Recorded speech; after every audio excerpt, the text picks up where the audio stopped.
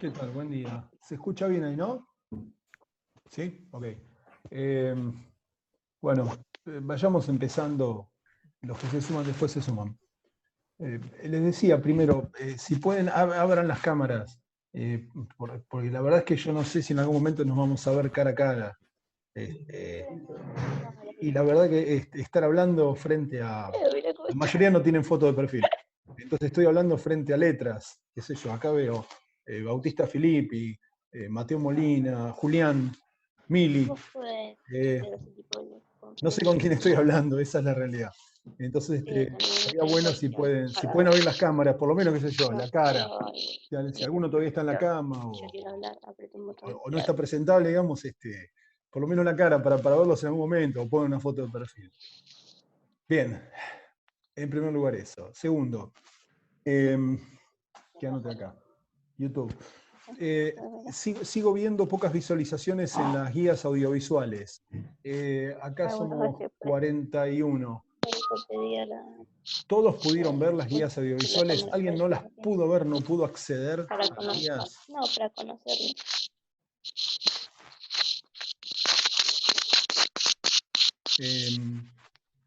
Martina, ya que tenías el teléfono abierto, el micrófono abierto, digo, ¿pudiste acceder a las guías?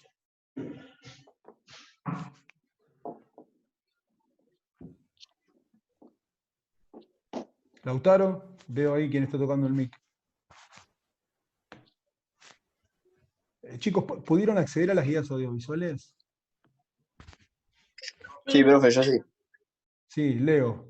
¿Alguien tuvo problemas para acceder o por conectividad o por lo que fuere? Nadie tuvo problemas, por lo tanto, interpreto que los 43, ustedes 43, vieron las guías sin ningún inconveniente. Es decir, yo ahora podría hacer algunas preguntas sobre el tema de comunicación y no habría inconvenientes para que las respondieran, ¿ok? ¿Está bien lo que estoy diciendo? Como no le veo las caras, o escriban por el chat acá. Abigail, sí, sí, Milagro, sí, Alan, sí, ok, perfecto. Entonces pregunto, ¿qué es la comunicación?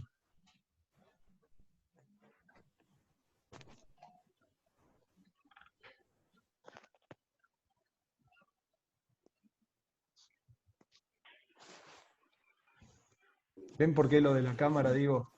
¿Qué es comunicar? Profe, Sí, dale, Mía. como lo anoté en el video, es el proceso, es la transferencia y comprensión de significados. Bueno, dale, Después, perfecto. Bien. Dijiste Después en la proceso y... bibliografía lo explica un poco más amplio. Eso es lo del video. Bien, perfecto. Subí un poquito el volumen. Dale, buenísimo. ¿Quién agrega algo? También, además de ser una transferencia y comprensión de significados, también es una construcción social de significados, según Etkin. Alan, perfecto. ¿Alguien agrega algo? A ver. También que la comunicación es un proceso social. Abigail. Sí, recién Alan decía eso, ¿no? También, que es un proceso social, es decir, transferencia y comprensión de significados y proceso social. A ver, Selena, ¿por qué proceso social? ¿Por qué Etkin habla de un proceso social?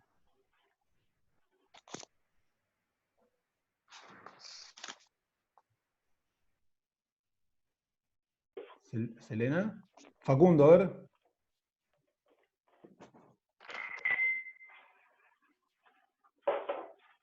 Facundo, se fue. ¿Yo? Sí, tocaste el micrófono justo, dale. Como el ajedrez. Perdón. Tocaste la pieza. No, no, no, al contrario, al contrario. No, no, viene muy bien. ¿Por qué es un proceso social? Dice Etkin. Para que me acuerdo, estoy recién despierto. No, sí, me imagino.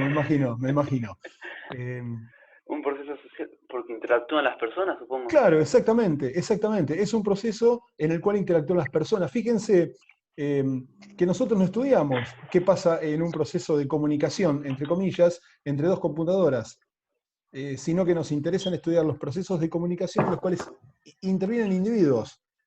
Y es un proceso social. Y Etkin agrega algo más al concepto de Robbins, de transferencia y comprensión. A ver, Nicolás, ¿estás por ahí? Esto es como está en el aula con la lista de nombres, ¿no? Pero bueno, es más fácil. Nicolás, Sí. sí, dale. ¿Qué más agrega Etkin? Además de esa transferencia y comprensión de la que habla Robbins y Coulter. Que la comunicación tiene dos aspectos. A ver. El aspecto objetivo, que son los elementos literales, y el aspecto subjetivo, que son los elementos connotados. Eso está perfecto, ahora vamos a ir ahí. Pero Etkin antes dice algo. ¿Qué hacen los individuos cuando participan de un proceso de comunicación? ¿Qué hacen? Que cada vez que nos comunicamos, creamos significados compartidos con la Ahí otra está, persona. ahí está, perfecto. Se crean significados a partir de compartir significados, es decir, de participar de un proceso de comunicación. Como consecuencia de eso, se crean significados, se construyen significados. Ese es el nudo en la definición de Etkin respecto del proceso de comunicación. Etkin va mucho más allá del proceso clásico. Ustedes en la guía audiovisual tenían un esquema donde lo que se les muestra es lo que seguramente vieron en la escuela, el emisor, el receptor, la decodificación. Bueno, ese proceso en realidad no solo es viejo, sino que lo desarrollaron un ingeniero y el otro creo que era, no me acuerdo ahora sí, también era ingeniero. Shannon era uno y Weaver era el otro. Lo hicieron para una compañía de teléfonos de Estados Unidos, para la Bell Company. Es decir, analizaban la comunicación entre teléfonos. Eso es. Emisor, codificación, ruido, etc. Es un proceso muy básico donde los elementos, como bien decían ustedes recién, subjetivos, no se veían. No se veían. Bien, bueno, estamos en tema, eso está bueno. Está bueno. Les propongo lo siguiente. Hoy la grabé, la estoy grabando la clase, hoy la puse a grabar desde el principio. Tengo un pequeño mapa mental acá de la unidad. Así que si ustedes quieren, lo que podemos hacer es ir revisando el contenido de toda la unidad punto a punto y donde necesiten frenarme o preguntar algo, lo hacen. ¿Les parece bien? Bien, a ver. Compartir pantalla.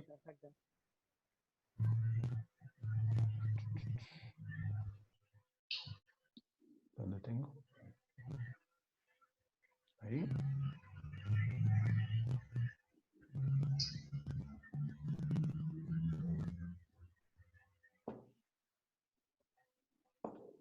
Ok, ahí se ve bien, ¿no? El mapa mental. ¿Sí? Sí, sí, Alguien sí. que haga una seña, alguno que tenga cámara. Sí. Ahí, Carolina. Ok, perfecto. Sí, sí. Yo les paso el link después de esto. Está hecho en Genially, así que está colgado en la nube. Después les comparto el link por el campus o por cualquier otro medio. A ver, empecemos por el 1, la definición. Ustedes la dijeron. Voy acá sigue entrando gente. Perdón, voy a tener... empecemos por el 1, decía. La definición, ustedes la dijeron. Y tiene que ver con el concepto de efectividad del proceso de comunicación. Es decir, la comunicación es, según Robbins y Coulter, la transmisión y comprensión de un significado. Ahora, ¿cuándo esa comunicación es efectiva? Cuando el significado se comprende, cuando el significado se entiende. No necesariamente cuando el emisor logra que el receptor haga aquello que le mandó a hacer a través de un proceso de comunicación. O mejor dicho, que acepte el contenido del mensaje. ¿Se entiende el primer concepto? Si nosotros preguntáramos en un examen ¿cuándo un proceso de comunicación es efectivo? La respuesta ¿cuál sería?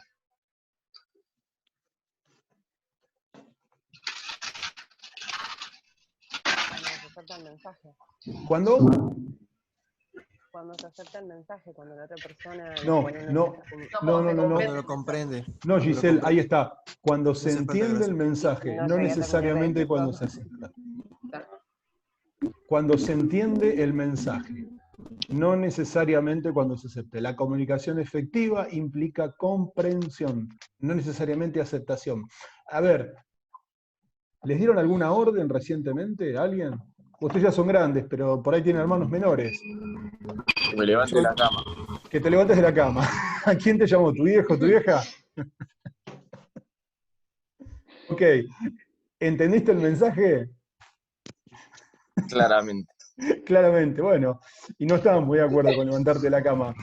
Pero nada, te levantaste igual. Ok, el proceso de comunicación fue efectivo porque hubo comprensión del mensaje. Incluso a veces no estamos de acuerdo con el mensaje y no tenemos más remedio que acatarlo. Nos dan una orden en el laburo. Qué sé yo, el horario de la clase de hoy. Podrían no haber venido, de hecho, ¿cuántos somos? 60, creo más o menos, 50 y pico. No están todos, no sé, en el Instagram contestaron, no me acuerdo, 90 y algo. No están todos, alguno más se habrá quedado dormido hoy o se olvidó. Pero el mensaje se entendió. Y ahí decimos que la comunicación es efectiva, cuando el mensaje efectivamente se comprende. Eso es lo que buscamos, que el mensaje se comprenda. Ahora, los conceptos que vemos básicamente son tres. El de Robbins y Coulter, el de transferencia y comprensión, es el más sencillo, el más básico. Y después ya nos vamos a Etkin, que es el que habla, como bien señalaron ustedes, de proceso social, porque interactúan individuos, y de construcción de significados, que es un concepto mucho más profundo aún que solamente la transferencia y la comprensión. ¿Para qué sirve la comunicación? Funciones, usos, como lo quieran llamar. En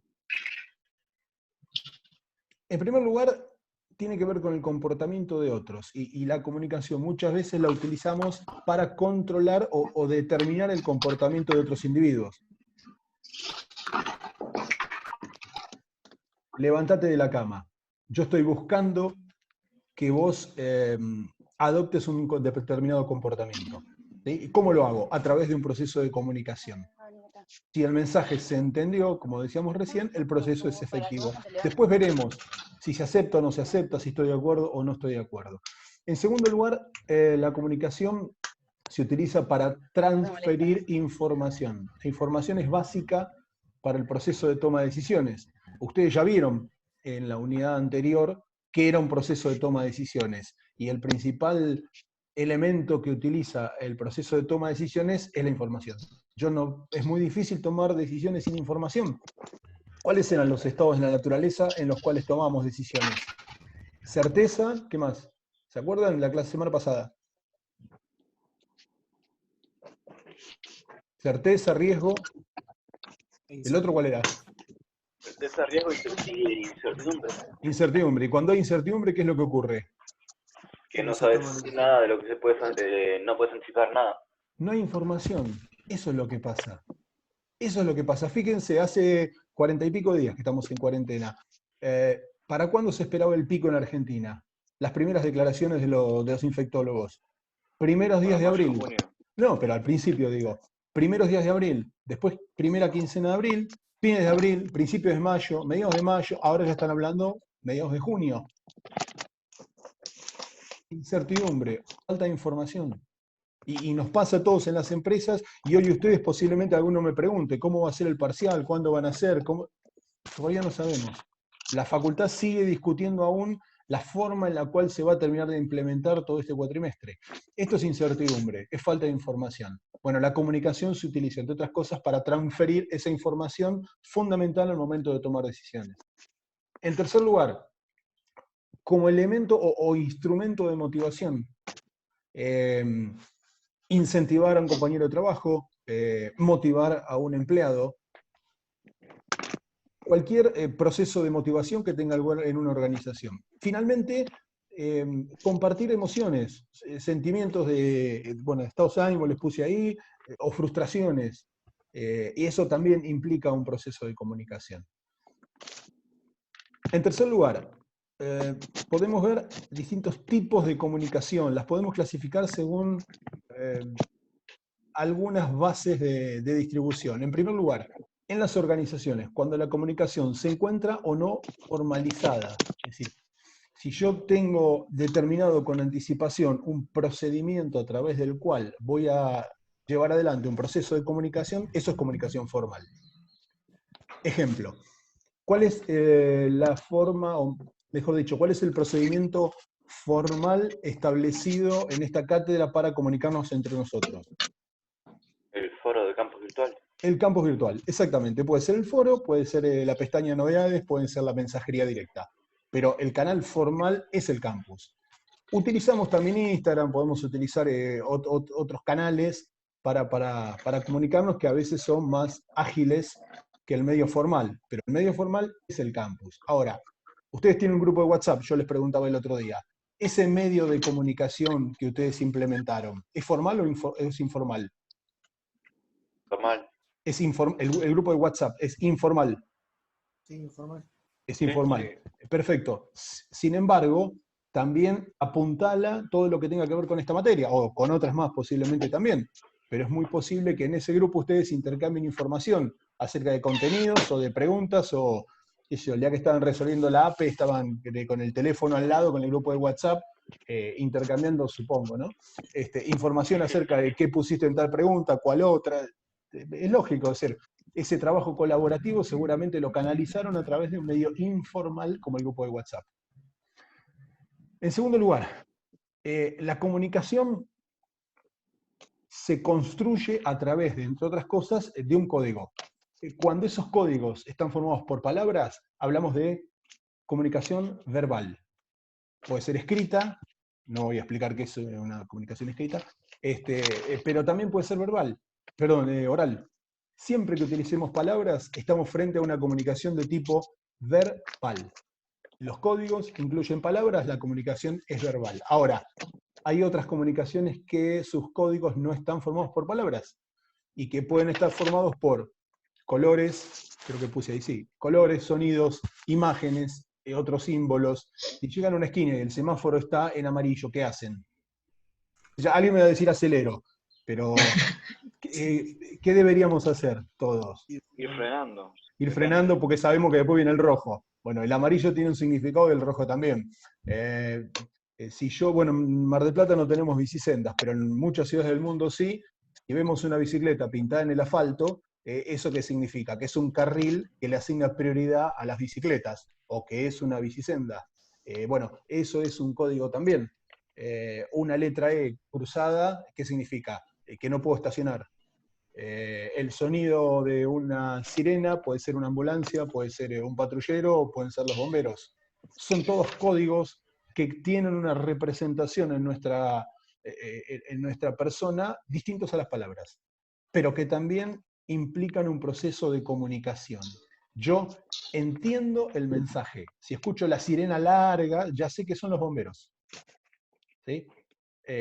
Por lo tanto, ese proceso de comunicación se logra que funcione de manera efectiva. Y hay un tema respecto de los procesos de comunicación que más allá del código que se utilice, es el lenguaje gestual.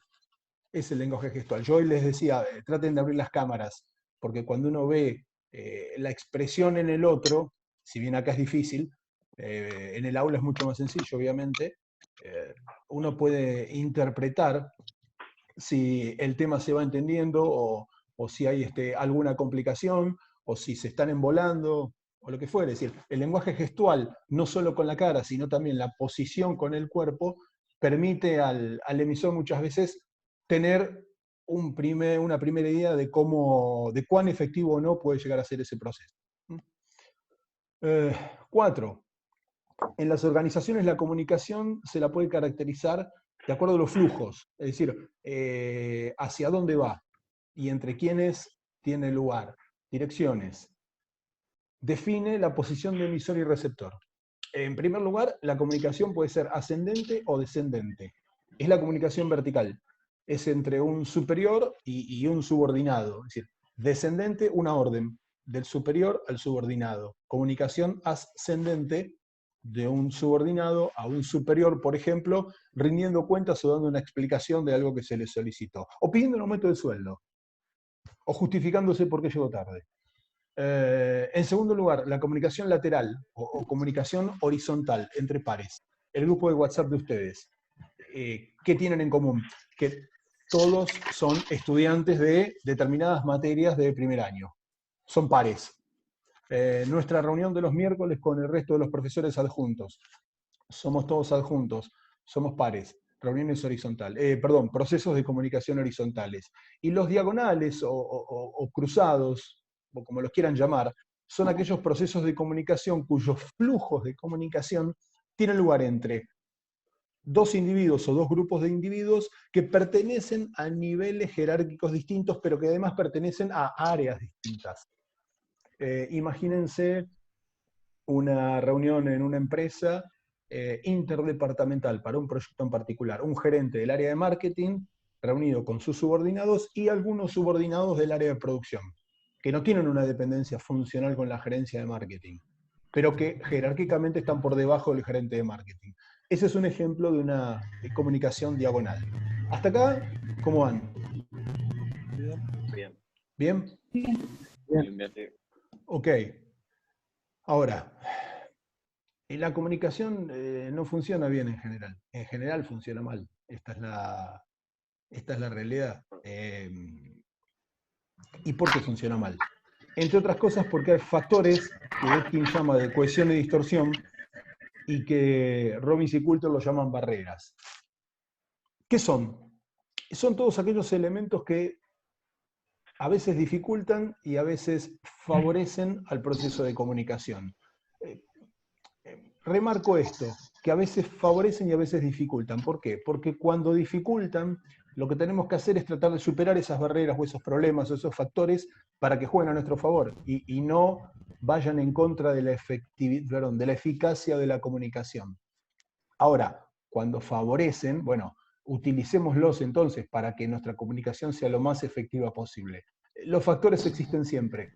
El tema es ver qué aspecto toman en un proceso en particular y, por lo tanto, qué acciones debemos tomar nosotros como gerentes o como administradores. Las barreras que mencionan Coulter, Robbins y Coulter son 6. Muy por arriba, pero creo que están en la guía oficial están. El filtrado o filtración o filtro no es como coloquialmente uno entendería que es ocultar parte de la información, sino que implica una manipulación consciente por parte del emisor para poner las cosas en su favor. Es decir, de la mano cambiada, o el mensaje lo construyo de manera tal de que yo quede bien parado. Esa es una filtración o un filtrado. La sobrecarga es el exceso de información, que imposibilita procesar toda la información. Y muchas veces va a quedar información importante afuera, porque tuvimos que dedicar tiempo a procesar información que al final no era tan importante. En las emociones, ¿cuántas veces les pasó que alguien les viene a decir algo y dice, mira, mejor en este momento no me hables, lo que me digas no lo voy a escuchar o lo voy a tomar mal, más allá de lo que me vengas a decir sea o no sea importante? Bueno, ahí las emociones actúan evidentemente como una barrera. O tienen que ir a hablar con, no sé, con alguno de sus viejos, o con una pareja, o con un jefe en un laburo, y ya le ven la cara y dicen, no, en este momento no le digo nada porque me va a ir peor. Esperen que toque algo acá, ahí está. Esas son las emociones cuando dificultan el proceso de comunicación. La actitud defensiva. El individuo que está permanentemente ahí a la defensiva. Si yo estoy a la defensiva, estoy construyendo una barrera para que el mensaje me llegue lo más claramente posible, y eso evidentemente va a dificultar, me parece que nos están sacando de los 40 minutos, ¿eh? Sí. Si se corta, entramos con la misma clave, ¿ok? Volvemos a entrar. Hoy no nos regala minutos Zoom, estoy viendo. Decía, construye una barrera. El lenguaje, y esto puede ser un problema semántico. Mi hijo tiene 17 años, uno menos que ustedes, termina siendo en secundario, y todos los días aprendo giros idiomáticos nuevos, que para ustedes deben ser muy comunes, ¿no? Bueno, esto es una barrera muchas veces del lenguaje. Hablar con un médico. No sé si alguno tiene algún padre o madre médico, pero muchas veces los médicos hablan en difícil, y uno no termina de entender qué es lo que quiso decir, o un abogado. Es decir, muchas profesiones tienen ese sesgo profesional que hacen que uno hable en difícil y que el otro no termine entendiendo. Bueno, genera también una barrera ocasionada por el lenguaje. Ni hablar si hablo en otro idioma. Creo que en la guía tiene un ejemplo de Alemania, me parece. Vayan a China, y si no saben chino, hablen en inglés con los chinos y después me cuentan cómo les va. Es No, complejo. tampoco hablan inglés. Sí, en Shanghái y en Beijing se habla inglés. El problema es que, sí, en algunas otras ciudades también. En Dalian se habla inglés, en Cantón se habla bastante inglés, pero no en todas las ciudades. Yo estuve en una ciudad más chica de China, que ni siquiera hablaban inglés en el hotel. Eso es complicado. Eso es complicado. Y las señas en China tampoco son las mismas señas que acá, con lo cual es realmente muy difícil. En fin. Y finalmente la cultura nacional, y tiene que ver con las costumbres de un país y con la idiosincrasia de un país, ¿no? Fíjense lo que pasa ahora con la cuarentena, los argentinos que somos de saludarnos, de tocarnos y qué sé yo. No vayan a Japón y traten de darle un beso a una mujer que no conocen o a un hombre que no conocen, porque van a tener problemas, porque no está en su costumbre. Y ese lenguaje corporal muy típico del argentino, de tocarse, saludarse, darse un beso y demás, en otros países no es así. O la forma de saludar también en otros países que exceden la de Argentina, en Francia o en España, los 2 besos, los 3 besos, en Rusia el beso en la boca. Eso también dificulta muchísimas veces el proceso de comunicación. En el caso 4 que nos dieron en la guía, también era el ejemplo de la publicidad. ¿No me escuchaste ahí? Te escucho entrecortado, a ver, dale. La publicidad que hacían la empresa Caro Core, que no podía hacer la misma publicidad en un país que en otro. No me acuerdo, creo que era Sí, me parece que era en Dubái. Arabia Saudita. En Arabia Saudita. Ahí Arabia está. Saudita. Sí, no podía mostrar el cuerpo de la no mujer. ¿no? Sí, exactamente. Sí, tal cual. Bueno, eso pasó no hace tantos años, cuando termina el franquismo en España. En España se produce lo que se conoció como el destape. Y entonces empezaron, qué sé yo, las mujeres ser toples, el negocio publicitario empezó a utilizar mucho más el cuerpo femenino y demás, y desató todo un boom. Algo muy novedoso en España, que a Argentina llegó muchísimo tiempo después. Bueno, fíjense las diferencias de tiempo. El franquismo terminó mucho antes que el proceso militar en Argentina. Y ese tipo de publicidades, también, digamos, la diferencia en ese tipo de publicidades también se notaba acá. Quiero decir, no hacía falta ir a Arabia Saudita para ver esas diferencias, ¿no? Hoy en día mismo, el tratamiento de las publicidades en Rusia es muy distinto que lo que ocurre con Europa Occidental. Y la Unión Soviética ya no existe más. Sin embargo, los criterios son otros, ¿no? Ahora, ¿cómo superar esas barreras? Otra vez que toque acá, ahí está. Romy plantea algunas herramientas, algunas estrategias. La retroalimentación, es decir, estar controlando permanentemente que el mensaje llegue y que el mensaje se entienda. Es decir, que la comunicación sea efectiva.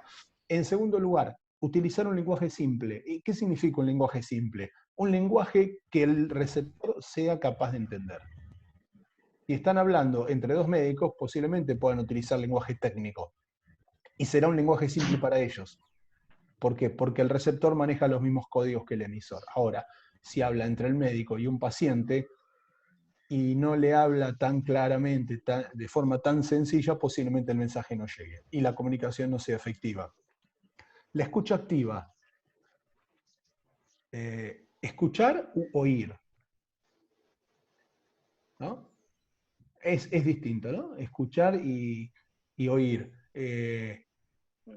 Escuchar es estar activamente oyendo el mensaje y actuando en consecuencia. Y eso es lo que necesitamos cuando somos receptores. Por eso, bueno, acá yo les pido que les pedí hoy que abrieran las cámaras. Es decir, eso también es escucha activa. Y la interrupción o ver la cara del interlocutor ayuda a que el emisor pueda ir testeando cómo va el proceso de comunicación. Cuidar las emociones. Si yo estoy explicando un tema en clase y estoy atento al horario, si estoy pensando en que salgo de la casa y tengo que ir para otro lado, si vengo atravesado de mi casa o del laburo por otro tema, bueno, todo eso va a terminar generando un proceso de comunicación defectuoso. Entonces, cuando desarrollamos procesos de comunicación, tanto como emisores y como receptores, debemos cuidar las emociones para que éstas no afecten negativamente el proceso de comunicación. Y en último lugar, las señales no verbales. Muchas veces es más lo que se dice con el cuerpo que lo que se dice con las palabras. Y eso también es importante, ¿no? Nos quedaría ahora analizar un poco el proceso. Como quedan 3 minutos, les propongo esto. Nos va a cerrar Zoom la reunión. Dejamos que la cierre, la abrimos de nuevo y revisamos algunos conceptos de proceso que a mí me parece que son en los que mayor énfasis deberíamos poner. ¿Alguna pregunta hasta acá de los 5 primeros puntos? Sí, yo tenía una pregunta de los factores que acabas de explicar. Dale. Si la parte de superación se la puede considerar como factores de cohesión o es simplemente cómo superar las barreras. No, es simplemente cómo superar las barreras, pero te amplío la respuesta. Etkin lo llama factores de cohesión y distorsión, los semánticos, los materiales, los personales. Nosotros, en este caso puntual, tomamos los que están en el manual de Robbins. Bueno. ¿Sí? Los 6 anteriores, filtrados, sobrecarga, emociones, etc. Podés llamar factores si querés. ¿Qué es a ver, más allá de las etiquetas? Alan había preguntado, ¿no? Creo, sí. Sí. Más allá de las etiquetas, lo importante es entender el proceso de comunicación como ese proceso social de construcción de significados y saber que existen elementos, algunos del emisor, otros del receptor y otros del propio proceso que pueden favorecer o perjudicar ese proceso de comunicación. Y cuando encontremos esos factores, lo que tenemos que hacer es minimizar el efecto negativo y tratar de maximizar el efecto positivo. Si los querés llamar factores, los llamamos factores, los llamamos barreras, los llamamos, hay otro autor, Stoner, los llamamos brechas de la comunicación. Lo importante es identificarlos. ¿Y para qué los identificamos? Para tratarlos. Y ahí tienen ustedes algunos ejemplos acerca de cómo superar esas barreras o esos factores. ¿Está más o menos ahí, Alan? No sé si la respuesta te llega. ¿Sí? Sí. Ok. ¿Alguna otra consulta respecto a esto antes de dejar que Zoom nos cierre y volver a abrir?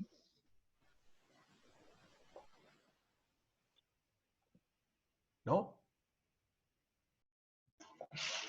Lo único que espero es que la segunda parte se grabe. Está programado para seguir grabando, así que espero que sí. ¿Qué queda? 1 minuto. Muy rápidamente, una introducción al proceso. Quedó claro que también hay un emisor y un receptor. Con eso no hubo problemas. El proceso tiene, básicamente, el proceso de comunicación, digo, básicamente vamos a encontrar 3 procesos internos de carácter subjetivo. Uno que está a cargo del emisor y los otros 2 que están a cargo del receptor. El que está a cargo del emisor es el que tiene que ver con la elección de los significantes. Fíjense ustedes que hay dos rombos dibujados en el proceso y eso representan elecciones en gráfica de sistemas.